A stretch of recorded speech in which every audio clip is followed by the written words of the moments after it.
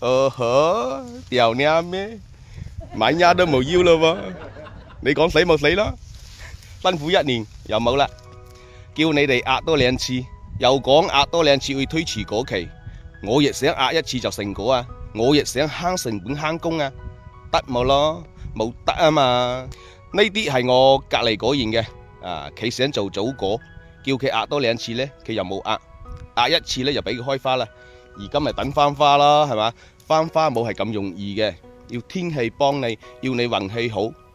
而今分享隻方法俾大家，可以點收藏起身啊！希望你以後都冇用得上。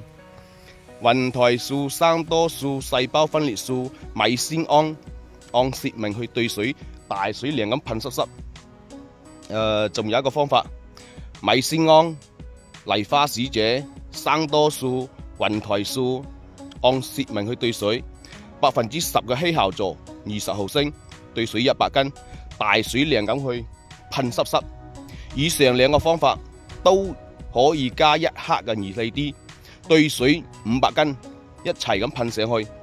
近山塘嘅有水嘅就淋多啲水喺樹頭，冇識游泳嘅呢就要注意安全喎，冇使再來問我30斤水加幾多量，自己動下腦，用計算機計下，一冇嗰啲老生草嘅嚇，翻花嘅方法呢冇係100%嘅喎，只可以講係有機會。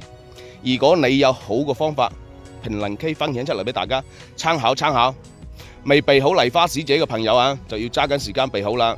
好快都大部分都要補果噶啦，快遞呢係要3-5天時間嘅。有準備用嘅就去櫥倉落單啊。講咗咁多，點個讚，點個關注再走啊！祝大家身體健康，拜拜。